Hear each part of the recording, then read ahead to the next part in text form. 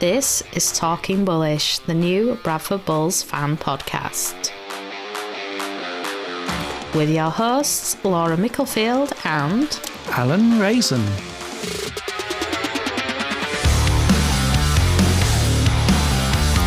Yes, we're here again for another week. Welcome, Laura. Hi, Alan. And we'll be looking at a Huns-let down or maybe a pleasing performance for the Bulls. You decide. Yes, it was a Friday night clash under the lights. And yeah, Laura, you were there. What was the atmosphere like? Yeah, atmosphere were pretty good. Same as before with the fireworks and the pyrotechnics and such. I am enjoying these Friday nights, to be fair. And I do think there was a good crowd there again. I think they said about 3,700 and odd over there. Yes, so hopefully the Friday nights are a winner. I think people seem to enjoy them. Seems to be a good atmosphere. It's just, hope to see the same sort of enthusiastic display on the pitch that we did beforehand. Well, yeah. So, as you say, yeah, I think it was the biggest crowd of the season, they say. So, well, tell us how the field performance went. Yeah, well, first couple of minutes, it looked promising. Seemed to start quick, defending well. Then we just seemed to just drop off again. Looked a bit lost in attack. We had plenty of ball, plenty of opportunities, but it just kind of felt like the same old errors and penalties, like the same pattern that we've had before. I'd say that kind of went obviously set for set and errors and scrappiness for like 20 minutes or so. Just things like we defended a penalty, like did really well to defend it and then throw like a mile forward pass and then it's like Huns-let ball 30 metres out. Luckily a poor kick to that set and Gill collected it and got a penalty for a ball strip. So from that we did actually have the first try of the match with some lovely dancing feet from Jordan Lilly from dummy half to score right under the sticks, and obviously that was converted to make it 6-0. And then a lovely half break from Doro, fresh back to the squad, gets us upfield. But then another poor pass from Meadows at the end of the set goes into touch. And then next opportunity came from a pass from Mock, which Huns-let knocked down. But then we try and get through the middle again with no luck, as seems to be the story of our season, would you say, perhaps? Yeah, trying up the middle again. It's one of those, it's either trundling up the middle or kind of errors and penalties. I mean, we did keep them down in their 20 metres on that next set, which I thought was great defence, to be fair. Then there were a deep kick from Huns-let, like deep in their end, but went quite far. But then Ock dropped it.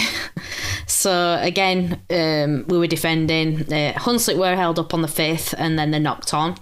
But yet again, we got the ball back, get some opportunity to switch momentum, and we ended up passing the ball back to Huns-let. So yeah, yet again, like last 5 minutes to the half as well. Same sort of thing. It's like penalties either way. But the thing that I thought was quite telling for us is usually, obviously, the rule is penalty, try. Well, not for us. We were starting 20 metres out because we got a penalty from offside. Then we obstructed on the way to scoring as well. So it's like 2 penalties back to back. And then it ended in a Huns-let penalty. So that was quite disappointing. And like you said earlier, the same kind of tactic again for the last couple of minutes of the half, trundling up the middle, kind of one out rugby, and it ended with a poor kick. Huns-let did knock on, and we got a penalty under the sticks, which I thought at this point, let's go for 2. Do you know what I mean? We're near to half, we're getting nowhere with this attack. We thought, obviously felt confident to get the try, but we threw it into touch. And that seemed to be the theme. The positive was that Huns-let were kept to 0 in the first half, and the fact that obviously the defence was good, but as attack was just, yeah. And it sounds harsh to say, but it did seem awful. It was really disappointing. Yeah, so I was listening to the radio commentary, and Mick on there's called the first half an absolute clown show. He said, I can't remember the exact numbers, but I think it was 13 errors for the Bulls to Huns-let's 3 or 4, I think. It's, they say that Huns-let were playing a really good game defensively, and obviously we managed to not let them score, so perhaps it was just a defensive masterclass, but really, against bottom of the league Huns-let, you'd really expect a little bit more firepower than that. Yeah, I mean, no disrespect to Huns-let. I mean, I think they gave it a really good go. I mean, in fairness, I think they were unlucky to be behind in the first half. It wouldn't have surprised me if they'd got over for a couple. I mean, I think we held them up a couple of times and they were nearly there themselves if it weren't for a few errors. So, yeah, first half, I'd have said Huns-let were the better performers. And that seems to be a common thread at the moment. So, we just don't turn up in the first half. And then in the second half, we finally get going. So, into the second half then. 40 seconds in, we drop the ball. And then give Huns-let a penalty for a high tackle. So Huns-let get a set restart, but luckily they knock on. Yeah, so I thought, here we go, starting the second half as we did the first. And I was just hanging my head at this point thinking, oh, what is going on? And I found myself with the theme of like throughout the first half even and at half time being like, why don't we pass the ball? Like, pass the ball. Like when we're trying to do this whole one-up rugby, trundle down the middle, let's get the forwards. Like, I get that can be obviously patience and tactics and stuff, but when you're doing it over and over and you're getting no result, it just feels like you need to switch it up. And proving my point, I suppose, was we actually passed the ball. So, yeah, balls went through hands and we score through Gill. So that's get to 10-0 then. And then we passed the ball again. Yeah. And then Ox scores. And we get, obviously, that one converted as well to make to 16-0. But then we passed the ball too much and Michael knocked on. So, yeah, I suppose, like, I feel like when Noble's doing his match reviews, he sometimes refers to the kind of not sticking to the game plan and this is why things go wrong. And I sometimes wonder, does he mean that it's like when the ball is kind of a bit off the cuff and thrown about, that he feels like that's going against what we should be doing? But in my opinion, the just one out up the middle rugby isn't getting the results. I think it's too easy to defend. So in the press conference, he was talking about there not being enough space on the Odsal field to run around people, but I don't suppose that's what really you mean by passing it. Obviously, that's different, right? Well, yeah, obviously, he's kind of alluding to the fact that you can't play a game of widespread in rugby because there's not the space to do it. But if you do look at where our tries come from, the majority do come from the edges, and even the breaks kind of come on edges as well. Don't get me wrong, I know we do have some power in runs down middle where we make breaks, but I get what you're saying, you have to play for the field that you're on, but if you look at a lot of the tries that happen at Odsal, again, it's on the edges. I know it's a small pitch, but I still feel like the kind of one-out rugby up the middle is not the way to go. I mean, even when we had a few good like offloads from the tackles, that even got us upfield more. Not just kind of take it from dummy half and run straight up, or one pass from dummy half, tackle, one pass from dummy half, tackle. It's kind of that monotony because it's so easy to defend. Like, I think I know our game plan, so I'm sure opposition does. So yeah, I'd just like to see a bit more passing of the ball, which, like I say, two lots of passing, two tries. Yeah, a bit more width, you'd like to see. Yes. Great. So then we're on 58 minutes and we get a penalty to the Bulls for a tip tackle, 20 metres out, and then followed by another penalty where Huns-let were offside, but then we just bomb it on the last. So 2 penalties, no try again. Yeah, again, this is where I'm saying it just doesn't feel like the attack is quite there. It's, again, like everyone says, 2 penalties and a try. That's 2 times in the match and 2 times no try. I feel like other opposition would have scored from that. So then we have a good run from Skur after that with the drop off to Mason, who breaks. Holmes is in there in support to score. Yeah, that was a good one, but the Huns-let man actually hit Tom late as he was going in to score, which was spotted by the referees, and we were given a penalty try. So, yeah, that took it to 24-0 because obviously we got the kick that was quite close to the sticks anyway, and then another penalty kick straight in front of the sticks. And then a bit of messing about from Huns-let. There were another Bradford penalty. And that one ends with a lovely pass from Hurl to Gill to score in the corner to 28-0. So, yet again, we passed it to the wing and we scored. Going back to the other one, though, I don't think I've ever seen a penalty try before. But I was watching Super League, and it happened in that game as well this weekend. So, like 2 in one weekend. Oh, it must have been the weekend for it. I mean, yeah, I think it's a lot of things are missed. I think sometimes, and especially in Championship, you don't often see them because obviously you don't get the replay. But that one was clear as day. I mean, Tom had broke free, and you just saw that the Hunsey player just came in late afterwards and just flopped straight onto him, and there was just no need for it. So, yeah, it was getting a bit feisty, should we say, at that point from Huns-let. I think maybe they were thinking, look, it's 70 minutes, 10 minutes left. Let's make this a bit more rough and tumble than anything else at that point. Yeah, it certainly did seem to go a bit sour, shall we say. So, yeah, on 73 minutes, we had 2 red cards for a punch-up. But then that was a penalty to Huns-let. They knock on over the Bradford line. Yeah, so the penalty actually went to Huns-let, and obviously they nearly scored off it, but luckily didn't. I've not seen the replay yet, but obviously seen it live. We were kind of watching the ball, to be fair, so then you just saw like scuffle in the background. But yeah, there was obviously, I think there was some punches thrown. I don't know if they're connected, but I'm expecting maybe some bans coming from that. So we'll keep an eye on the RFL disciplinary for that one.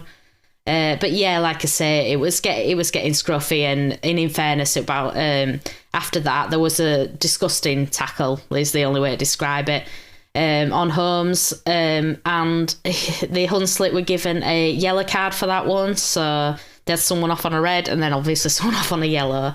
In my opinion, that should have been a red.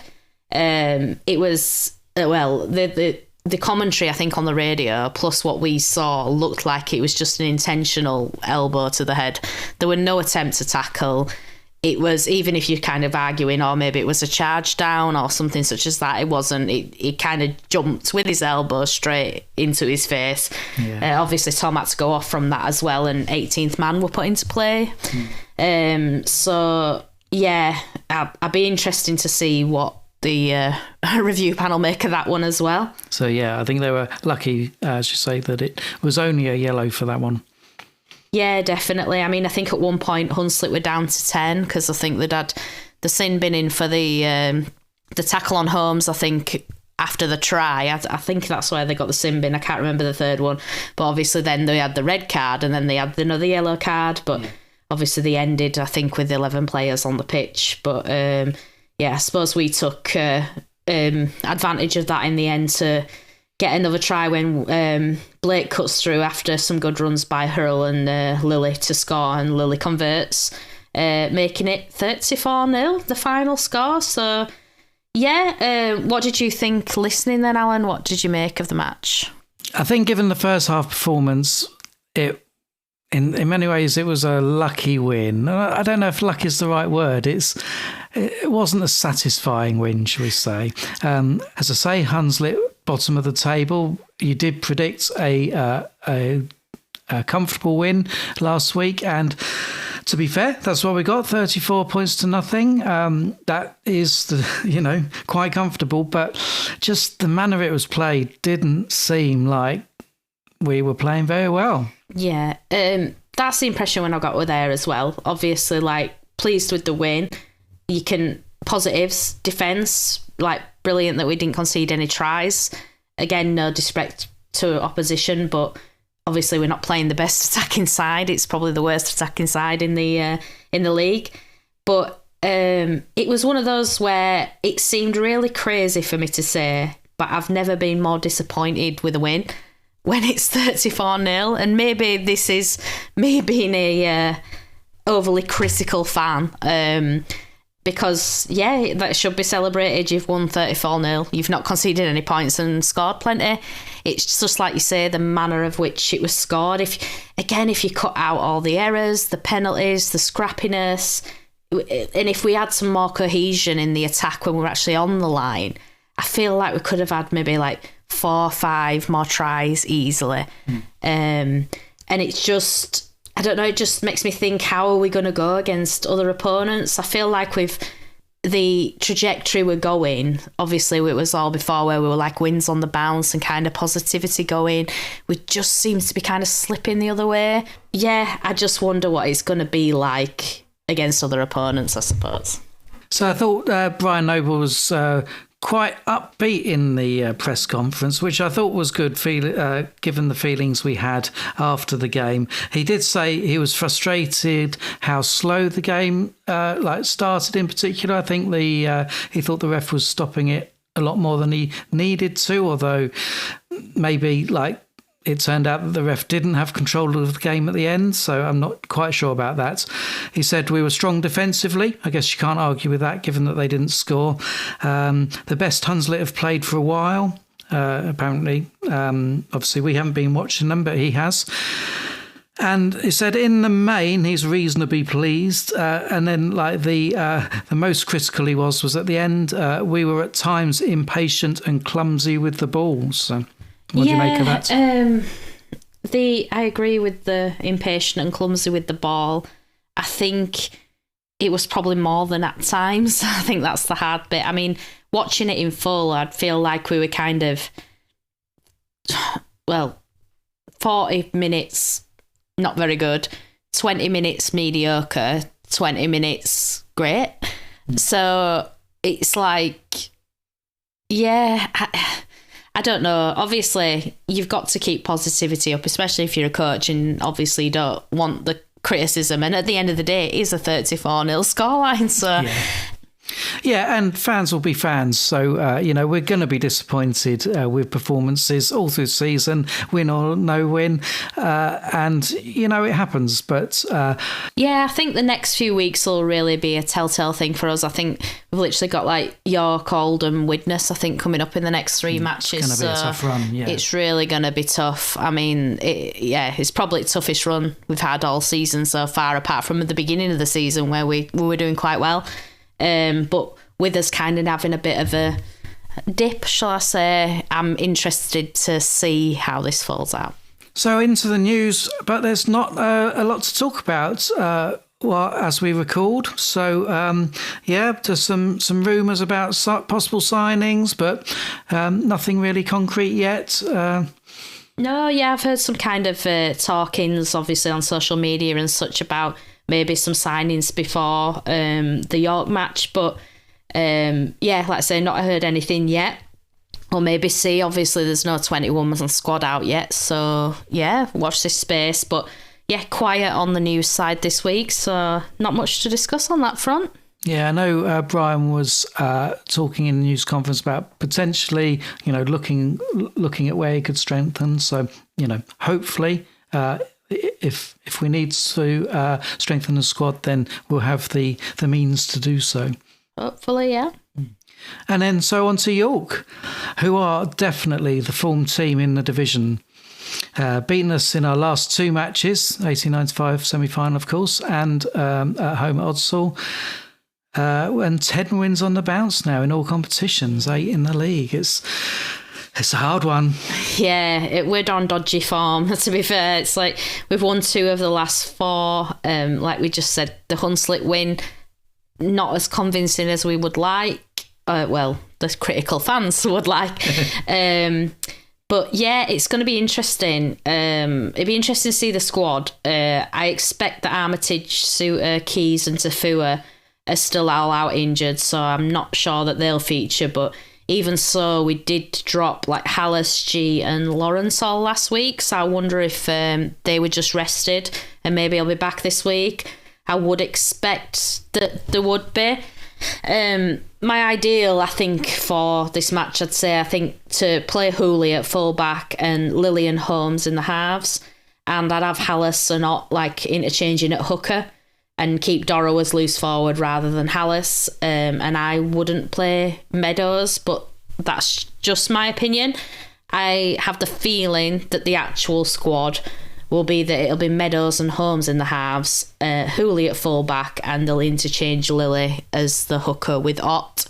But yeah, again, it'd be interesting to see what combinations he does pick. It's one of those where we kind of seem to have certain positions that we're struggling to cover with injuries, such as like the wings. But when it comes to kind of the core in the middle, as in the halfback and the fullback, we kind of have surplus now with Tom being fit and Hooley being back fit, and the fact that we've got Lily and Meadows as well. But obviously there's Keys injured as well. So when Keys comes back, if he's okay, we've got multiple options. Whereas it seems like a really good thing, I sometimes think, is the kind of cohesion missing, is the fact that we're not doing like the same halfback combination kind of impacting us really, because obviously like the control of the game and such, if you're not using the same players and it's switching up every couple of weeks or couple of games, is that the thing that's kind of lacking in the attacking prowess, I suppose you could say. And so we had Gill on the wing this last match, so yeah, did you like that? Something a bit different? Yeah, I think he did a good job, to be fair. I mean, he's usually centre, so it's not that different, but him and Hurrell seem to work quite well in those positions, to be fair. I don't think, obviously, he's a natural winger. I think he's best is centre, but whilst we've got injuries with our wingers, I think he's doing a good job there. Okay, yeah, so what, dare I ask, is your prediction for away at York? Right, so if we play up the middle, we're going to lose it. We're going to lose the forward battle. Like I've said before, and like I believe for most of the matches, we need to stick to the edges. We need to practice those kind of edge plays, and we need the passes to stick. Obviously, if we keep flinging it out into touch or dropping the ball, that's not going to help either. But I genuinely think if we try and play it safe and just trundle it up the middle, I don't think we're going to beat York that way. They're just too good of a team. And I know as defence, like I say, is showing up a bit more. Not so much a Barrow, but obviously against Huns-let, but against York, it's a different game really. I think they really need to be taking their top game to play and to beat York. Judging by how they've been playing recently, how we've been playing, ever the pessimist, I predict quite a heavy loss this week. Not heavy in the sense of like 50-0 or something. I just mean kind of, I think we'll crumble in defence a little bit. I think there'll be quite a few tries scored. And I don't think we will be on the winning end. I'd like to be proved wrong, and obviously I hate being the negative person that I am, but I am also a realist, and I think anybody out there who's going to put a bet on the match would think that York are going to win it. But have we got the capability and the squad to win it? Of course. And do I want to be sitting here eating my words next week? Of course. Yeah. What do you think, Alan? No, I have to say I agree. Like, York at home, they're the form team of the league. I wouldn't put any money on Bradford pulling that one out of the hat. But these things do happen. So, let's look forward to that meal of our own words next week on the podcast. I really hope so. I do. Obviously, being fan podcasts, I'd love to be sat here and be cheerful all the time, but, we're also realists. So also in the league, we've got Huns-let hosting Featherstone Rovers on Friday night. We've got London Broncos playing Doncaster on Saturday, and the Panthers playing host to Toulouse on Saturday as well. And then going into Sunday, of course, there's our game. We've got Sheffield at Oldham and Batley at Barrow. Yeah, it's interesting matches. I think even if we do drop points, I'm hopeful that with points difference we will still third. I think I kind of had a look and thought that hopefully would how it would be. But let's say with the next matches coming up, if we do slip up, we've got chances slipping down the table. But I'm hopeful that won't happen. And we are equal on points with York as well. So hopefully that plays in our favour. Oldham 2 points behind us. Yeah, so it's, let's say that makes it even more of a tasty match, both on the same points. Whoever the winner is gets the second place position and the 2 points clear of the other one. So yeah, it'd definitely be a good one. Can't make it to this one, but I'll definitely be listening. So yeah, fingers crossed. Great. Okay. Well, now there can only be one thing to do, and that is bull or no bull. Yeah, so it's my turn this week. I've got some question statements even for you, Alan. 3 as usual. One of them is bull, and 2 of them are no bull. Very good. Right, so these are your 3 statements. In the theme of, like we've been doing, kind of relating it to something current. These are to do with Bradford and York. So here are your 3 statements. The first one is, in the last 5 matches versus York, we have won 2 times. The second is, in our 1895 Cup semi-final against York, Lily kicked 2 of the possible 4 conversions in that match. And the third statement, in our most recent match against York, Guy Armitage scored 2 tries. Oh no! So these are mostly ones that I should get because I was at those 2 games, I think. You were at those 2 games, yeah? That's why I'm trying to help. But I've got such a bad memory when it comes to these things. Right, so I think we went through these stats earlier, actually. So I think they'll. So we obviously lost the 2 matches that we've faced against them already this season. So, did we say we've won 3 of 5? So this is in the last 5. Yeah. We have won 2. We've won 2, yeah. I think that could be correct. So, no bull. And then we had Lily kicking 2 of the 4 conversion attempts, and Armitage, you say, scoring 2 tries. Ooh, I am going to say that the bull statement is Lily, because I'm going to say he kicked more than 2. Final answer? That's my final answer. You are correct. Oh. That is the correct statement, but not the correct reasoning. Oh, did he kick less? Yeah, no. So, the first statement, in the last 5 matches versus York, we have won 2. That is noble.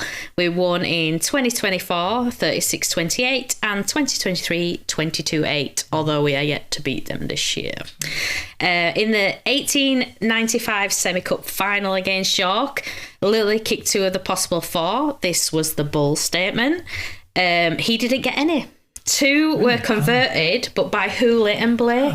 So it's kind of a bit of a trick question.